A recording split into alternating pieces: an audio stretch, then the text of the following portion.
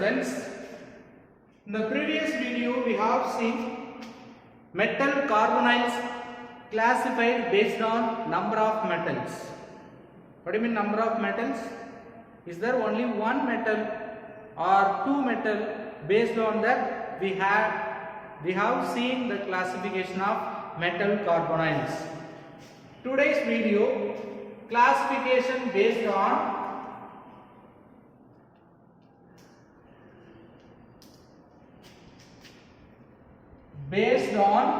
structure.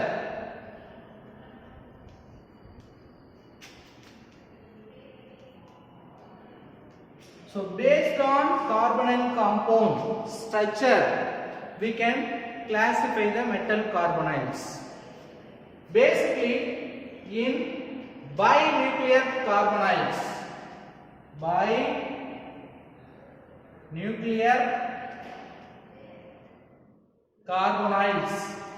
following two types of bond. What are the two types of bond? Metal may directly connected or attached with another metal. This is called a metal-metal bond. So binuclear carbonyl means which will have two metals. Two metal with CO group only called binuclear carbonyl compounds. So in this we know that two metals, the two metal itself having the individual bond between them means that is first type. The second one is bridging. CO. So in between the metal, the CO may acting as a bridge. That is another type of bonding. For example, metal connected with CO, that CO connected with another metal. So one metal connected with CO, that CO connected with another metal. This kind of bond is called bridging carbonyl ligand. So these two type of bonds are available. Due to this different type of bond formation, they are producing different structures. So due to different structure, we are going to see the classification of metal carbonyls. Right. So mainly we have two types of bonds in metal carbonyls. One is terminal carbonyls. What do you mean terminal carbonyl group? The ligand, which is ligand CO group attached with only one metal.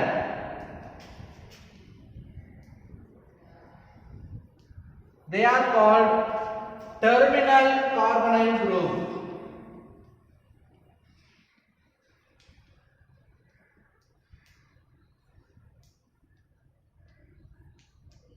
So one metal is there, in the metal CO attached. So only this CO attached with this one metal, one ligand, that CO group, carbonyl group, only attached in one metal means that kind of CO group is called terminal carbonyl group. Okay. The next one we are going to see bridging carbonyl group. So bridging carbonyl group means what will happen? The metal ligand CO attached with two or more metal atoms.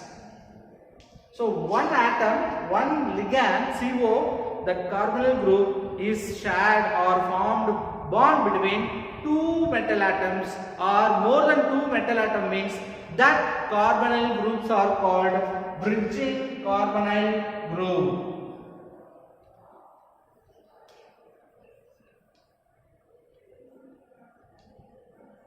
So ligand CO group attached in only one metal atom means we can say terminal carbonyl group. In case that carbonyl group attached in two or more metal, that means one ligand attached with two metals or three metals means they are called bridged carbonyl groups. So due to that two different formation.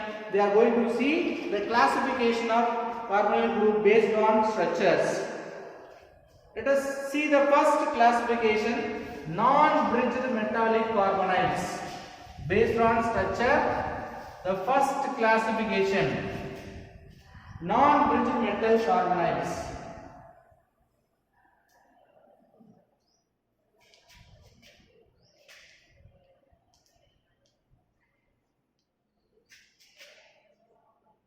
From the name itself we can understand.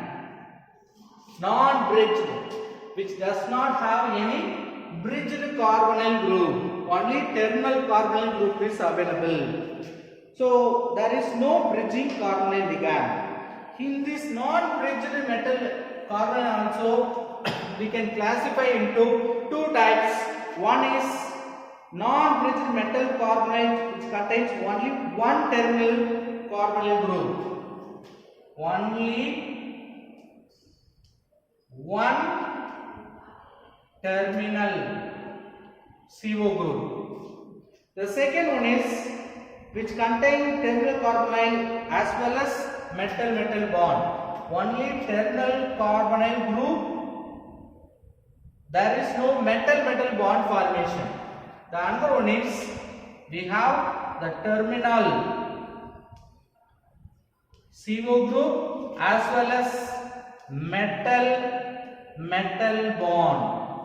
Both metal bond as well as metal carbonyl group bond present means that is second category in this non-bridged metal carbonyls. Non-bridged, that means there is no bridging. See the first category, we can see the example. Only we have terminal carbonyl group, CO group, or you write better carbonyl group. So only we have terminal carbonyl group. So only terminal carbonyl group present means how the structure will be made. Get nickel tetracarbonyl, iron pentacarbonyl, chromium hexacarbonyl.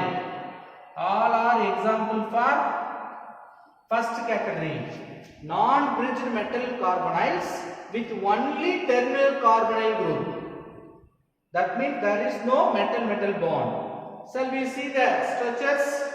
First one, nickel tetracarbonyl, NiCO4. How do you write? Nickel, which is surrounded with 4 like tetrahedral structure, CO.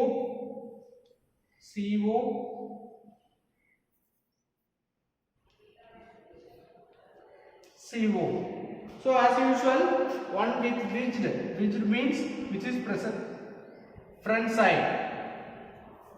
The other one is dotted lines. Dotted lines means it is present the back side. So like tetrahedral structure. The next one, FeCO5. How do you draw the structure? Iron in the center, which forming trigonal 5-pyramidal structure. See, CO only I am writing, C double bond O. Here also CO double bond. C is connected with nickel. Then trigonal bipyramidal structure.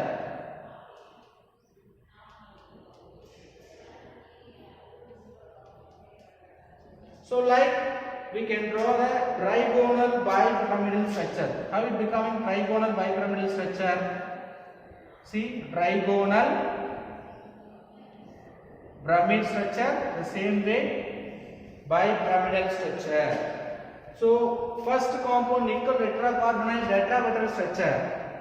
Second one, iron with pentacarbonyl group which form a trigonal bipyramidal structure. The third one, octahedral structure. Chromium with hexacarbonyl group, CrCO6. Fourth,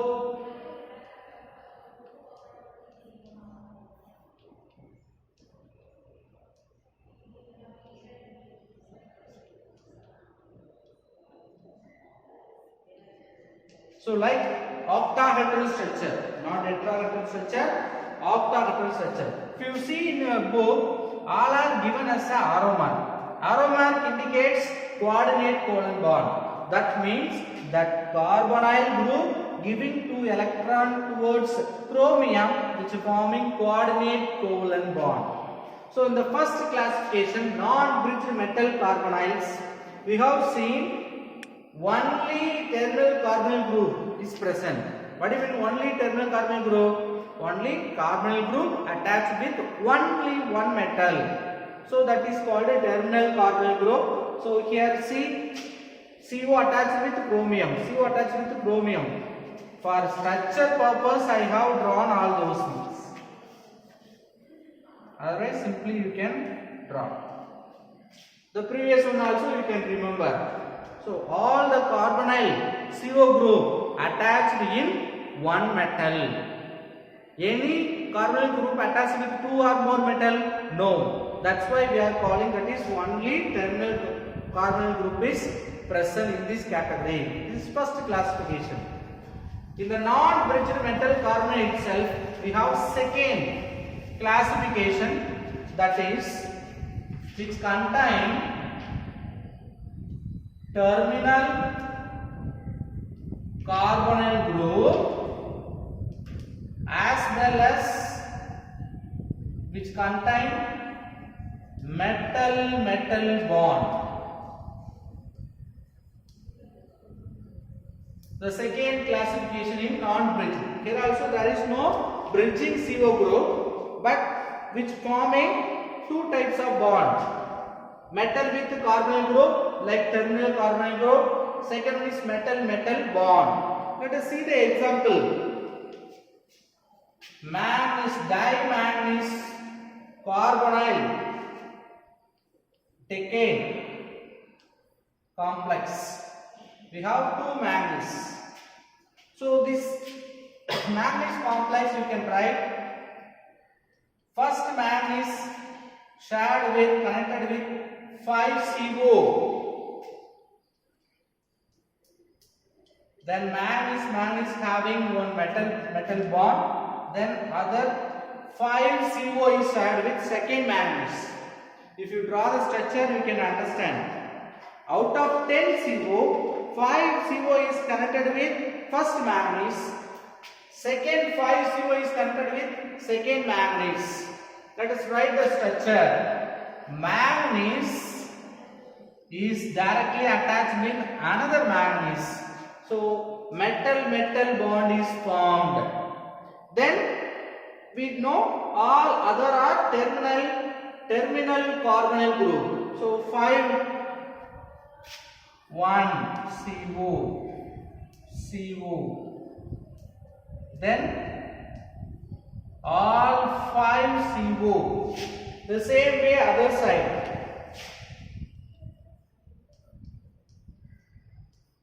Look at the arrow mark. We should be come from ligand, it should not go from metal atoms. See, all are terminal carbonyl group. Why? That carbonyl group attached only with this manganese.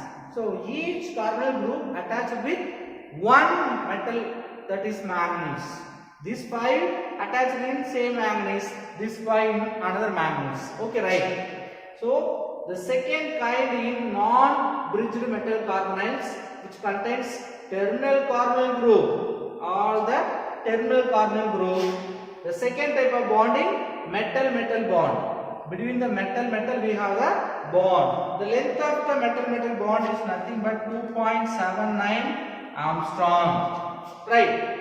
Let us see some more example. The place of manganese, even you can take tactetium, Tc2 10. Same way tactetium. Then radium also you can take it. Not 5, 10. All complex example for second category. So first topic what we have studied based on structure, how will you classify the metal carbonyls? In that first heading, metal bridged metal carbonyls. That means non-bridged. There is no bridged carbonyl group. Only carbonyl group attached in the metal. So in the first classification, metal connected with carbonyl group, there is no metal-metal bond. That is first category, which contains only terminal carbonyl group. What do you mean terminal carbonyl group? Carbonyl group, that CO group attached only in the metal. Okay, right. Second, terminal group present as well as metal-metal bond is present. See, terminal group as well as metal-metal bond. Two type of bonds are available, that's all. One is metal ligand bond, another one is metal-metal bond. So that is why which having different structure is second classification. Let us see bridged carbonyls. Non-bridged metal carbonyls we have completed. Let us see the bridged metal carbonyls. So bridged metal carbonyl means what are the bond possibles? What are the bonds are possible? One, metal bond available, or we can say metal bonds, metal carbonyl metal, like bridged bonds are available. Third one, as usual, terminal carbonyl group. That means metal attached with CO, like that bond. First type of bond formation, metal connected with another metal, metal connected with CO, that CO connected with another metal. Third type of bond, terminal carbonyl group, that means one carbonyl group attached in only one metal, that kind of bond. So because of all these three possible bond formation, which is comes in under the third classification, because of bridged, see this only called bridged metal carbonyls, metal CO metal, so CO acting as a bridge, that's why we are calling this is bridged metal carbonyls. This is also called a bridged bond. Let us see the example. The first one is Fu2CO9 di-ion nano-carbonyl molecule. Di-ion nano means 9 carbonyl complex. For this complex, how do you write the structure? 2 Fe we have, 1 Fe, another Fe. See carefully the structure. Out of 9 CO, 3 CO acting as a bridged carbonyl group. What do you mean bridged carbonyl group? In between the metals, CO group will be there. So see, 1 CO, another CO. So in the upper part we have 2 CO as a bridged carbonyl group. Down also we have one more CO. So out of 9, 3 CO as a bridged carbonyl group. All the remaining 6 terminal carbonyl group.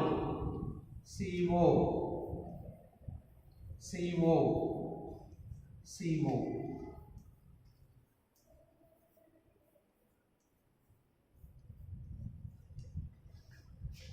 Right? Metal bond not possible here. Only metal CO metal bridged carbonyl bond is available. All the remaining terminal carbonyl group. So two types of bond available in this category. There is no metal direct bond formation. Let us take one more example in this category. Dicobalt octacarbonyl. Dicobalt.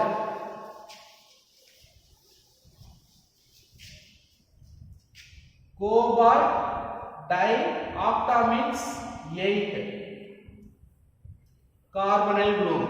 How do you write the structure? Which can form both type of isomers, which is possible for two type of isomers. One is cobalt directly attached with cobalt. we have 8, one side 4, other side other 4. So here we have to careful with writing cobalt and carbonyls.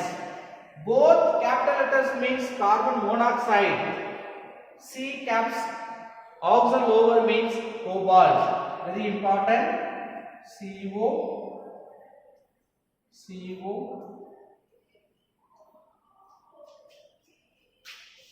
You just write 2.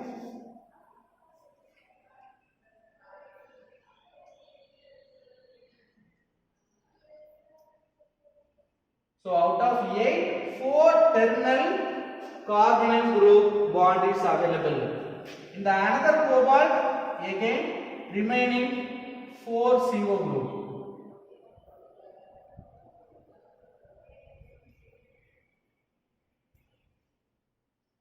So what are the bond available in this structure? Metal direct attachment bond. Metal bond. There is no bridged bond, but we have terminal bond. But the same compound, here the bond length 2.52 Angstrom. Same compound exists another isomer with bridged CO group. Out of 4, 1 is involved in the bond formation. Cobalt, second cobalt, 1 carbonyl ligand, another carbonyl ligand. So remaining out of 8, 2 we have written, remaining 3 in all 3 directions.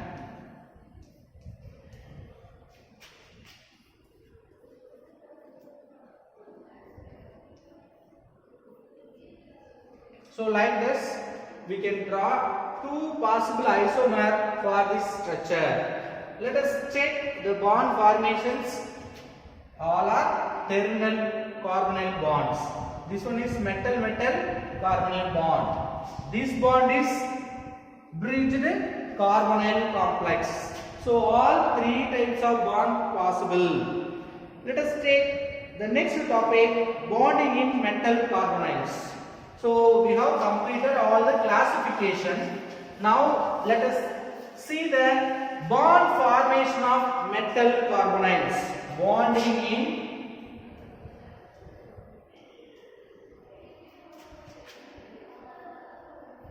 metal carbonyls. What do you mean bonding in metal carbonyls? We know that ligand will give the electron, metal will accept the electron. Okay. So in this we have 2 type of bond formation. They are telling 2 components. What are the 2 components? One is that electron pair donated from the carbon atom of carbonyl group. See carbonyl group, that carbon atom donating pair of electron towards metal atom. It will form sigma bond. What type of bond it will form? Sigma bond. See the carbon atom in the ligand which donating pair of electrons towards metal atom, due to that donating of electron which is forming sigma bond. So metal carbonyl group, this carbon forming bond sharing of electron or donating of electron to vacuum metal orbital, this is forming sigma bond. Okay sir. What will happen now? Due to gain of electron, this metal becoming electron rich in condition. The density of electron in metal becoming rich. So due to that excess density, this filled or rich electron density metal finding or attacking electron rich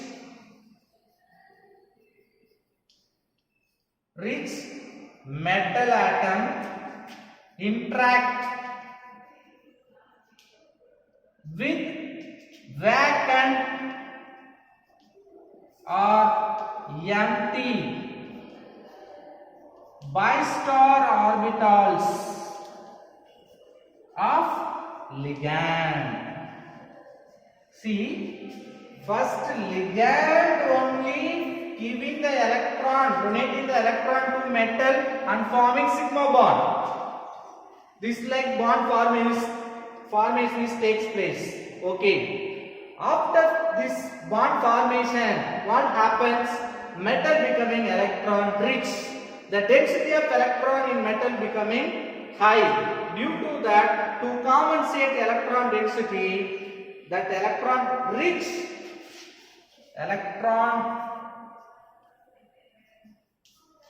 metal finding the empty bi-orbital of ligand. So nearby ligand only available. In that ligand, that metal finding the empty bi-star orbital, and that bi-star orbital which giving that gained or shared electron. So this is called bi-bond due to taking back the electron density, the added electron density back to the ligand. So first ligand giving electron towards metal, this forming sigma bond. Now due to already we have bond between this metal and ligand, now they are finding the empty orbitals of this ligand and giving another, or the gained h's of electrons are returned back to the empty orbitals in the metal carbonyls, particularly empty pi star orbitals. Due to this transfer of added electron density back, the electron density is added back to the ligand. Due to this donating of electron from metal to ligand, which forming bi-bond. Listen carefully. So both sigma bond as well as bi-bond takes place. The second type of bond is called buyback bonding. So metal which accept electron from the carbon of carbonyl compound, which forming sigma bond. This is called a sigma bond formation.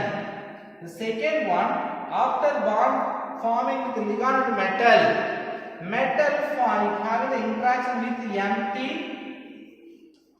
bi-star orbitals, which is giving back that electron density, which is forming bi-bond. This is called a buyback bonding. This is called buyback bonding. So this buyback bonding also making the bond strongest. The metal ligand having the bond, which makes very stronger. So what are the transformation takes place? Electrons are transferred from ligand to metal. So in the first case, what happens? What type of electron transfer? From ligand to metal. The second category, electron transfer from metal to ligand. Ligand to metal which forming sigma bond. Metal to ligand which forming bi-bond. This interchange of and formation of sigma and bi-bonds are called synergic effect. This bi-bond formation and sigma bonding, which is called synergic effect.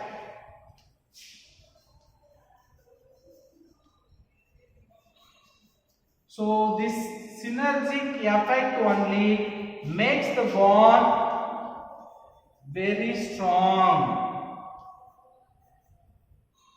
So the metal ligand bond becoming very strong due to this exchanging of electron from ligand to metal, metal to ligand. This effect is called a synergic effect.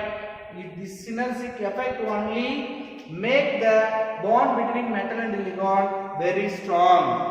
So due to that, the carbonyl compounds are very strong. Let us see this bond formation by diagrammatically. So in diagrammatically, if you see, it can be easy to understand. we have metal. So metal may have like this vacant orbitals. So the carbon may have electrons. Other side we have oxygen. CO means carbonyl group, which having carbon as well as oxygen. Oxygen further having what? Orbitals. So who is giving the electron? Carbon, which having this pair of electron. This pair of electron is donated to the metal orbital. So this is called what? Sigma bond formation. Sigma bond formation, right? Or sometimes pi bond may form. How? Metal having these loops. Any sideways overlap takes place means it may form pi bond. So maximum ligand metal will form sigma bond, not forming pi bond. Okay, right? Anyway, both sigma and pi bonds are possible, right? Now let us see the back bonding or backward bond formation. Now what will happen? This metal, after gaining electron from ligand, which is again donated to the ligand orbitals. So from metal to ligand, which is donating, this is only forming buyback bond, which is called buyback bond. Donated electron given by metal again to the ligand, which bond is called buyback bond. Let us discuss the stability of metal complexes. So we know the metal complexes are more stable. The stability of metal complexes based on two properties. One is thermodynamic, another one is kinetic stability.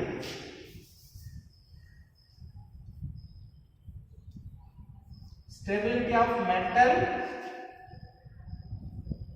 complexes, carbonyls or metal complexes, that is better.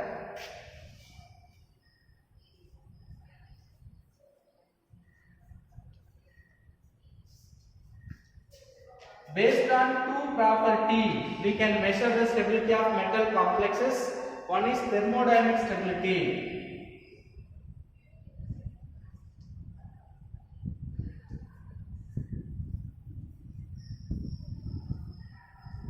The other one is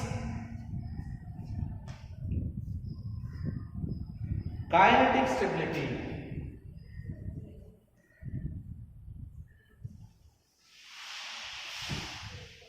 So stability of metal complexes based on thermodynamic stability and kinetic stability. This thermodynamic stability we can measure based on free energy change. So based on free energy change delta G, we can measure the thermodynamic stability. But in case of kinetic stability, we have to go for substitution of ligand. Based on substitution, we can measure the kinetic stability. What is substitution? Any complexes possible with more substitution, they are called Liebig complexes. Any complexes possible with more substitution, Liebig complexes.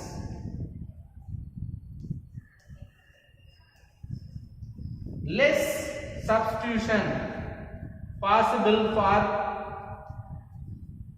the complexes means they are called inert complexes. So stability of metal complex we can measure based on two categories. One is thermodynamic stability, kinetic stability. How do you measure the thermodynamic stability? free energy change, if we based on the free energy change, we can measure the thermodynamic stability. Then kinetic stability, how will you measure? Based on their substitution. So more substitution possible means they are called Lably complexes. Less substitution possible means they are called inert complexes. So based on that we can measure the stability. Let us go the constant, stability constant.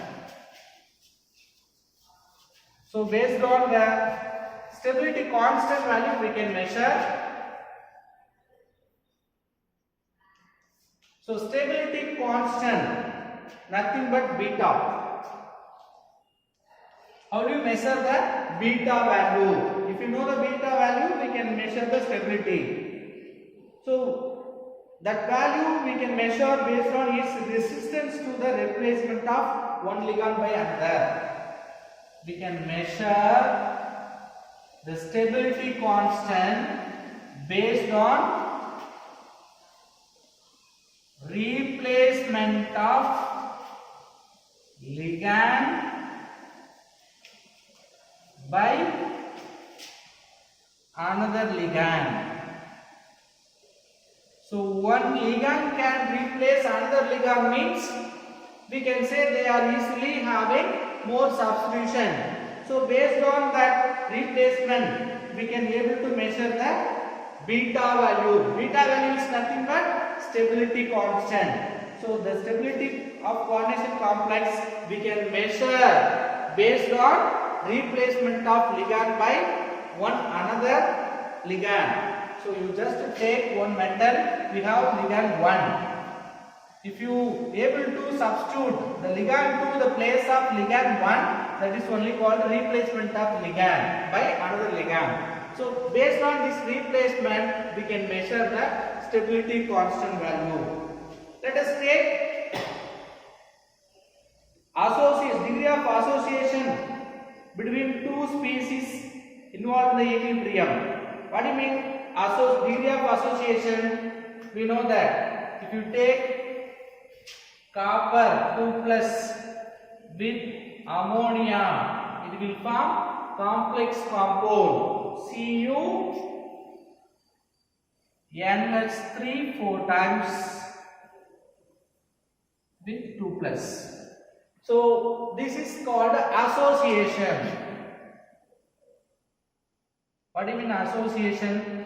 These two reactant combined into one complex compound. This is called association of complex compound. In the association of complex compound, if you find the proportionality constant, here very important, they are existing in equilibrium condition. Even that complex can be divided into these two ions. See, we are learning about measurement of stability constant. So how to measure the stability of complex compound? So first idea, based on the measurement of replacement of ligand. So if you are able to replace the ligand, based on that we can measure. Okay, right. Before that, they are telling we can measure based on association constant also. So what do you mean association constant? We have taken two reactant which associated into one complex which exists in equilibrium. So the complex again can be associated into copper 2 plus as well as 4NH3. Okay, right. For this equilibrium reaction, how do you write association constant? That is only stability constant, beta value. How do you write beta value? Product concentration divided by reactant concentration. So what are the product? CuNH3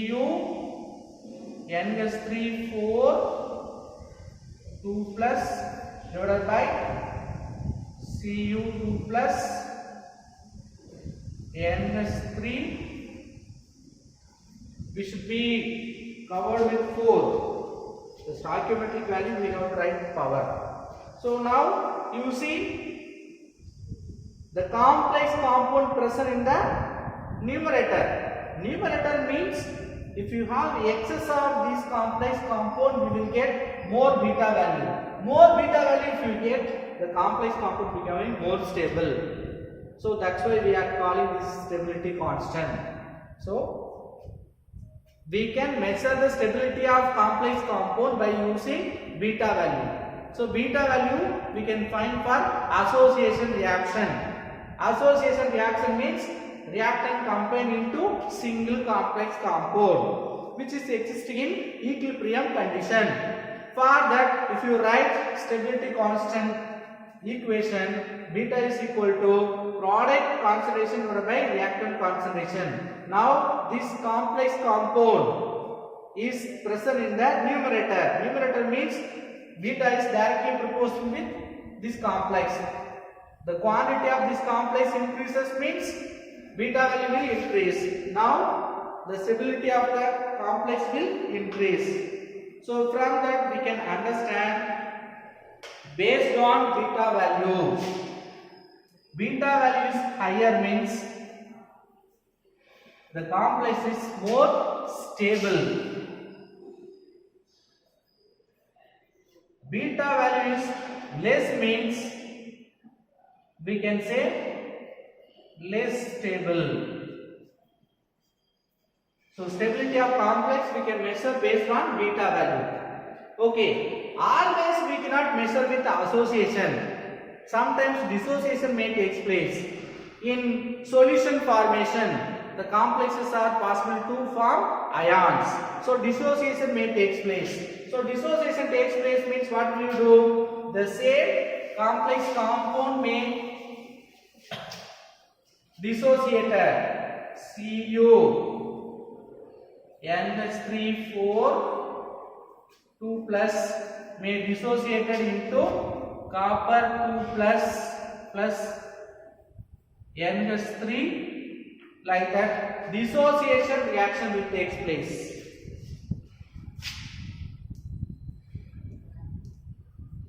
So dissociation reaction means what is the constant? Dissociation constant alpha. So alpha value how do you find?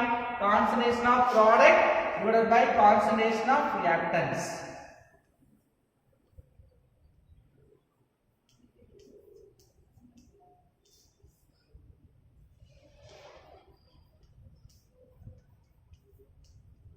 See, you just remember alpha is reciprocal of beta. So beta you just remember, how do you write beta?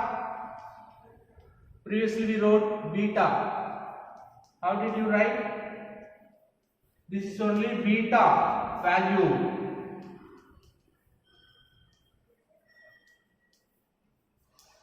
You just compare these two. What is the relation between alpha and beta? Beta is reciprocal of alpha. So alpha value and beta value, they are inversely proportional. So based on that we can measure the stability constant. So either we can use beta value or alpha value. Alpha value increases means stability will increase. Beta value increases means stability will decrease. That is the relation. See, for us they are given so many stability value, alpha value and beta value in a table. Based on that we can measure the stability. If alpha value is higher, we can say less stable. Beta value is higher, we can say that is more stable. Many complex compounds are given the table page number 164. In that, which is having more stable mercury CN hexacyanide compound. This compound only having highest alpha value 2.5. That is the alpha value for this complex. 2.5 into 10 power 41. At the same time, alpha value least 4 into 10 power minus 42. This is beta value. Alpha value 4 into 10 power minus 42. So least alpha value, more beta value only causes more stability of complex compound. In case less alpha value, less beta value, less beta value, more alpha value is there, means that is least stable compound. remaining we will see in the next video. Thank you. Master.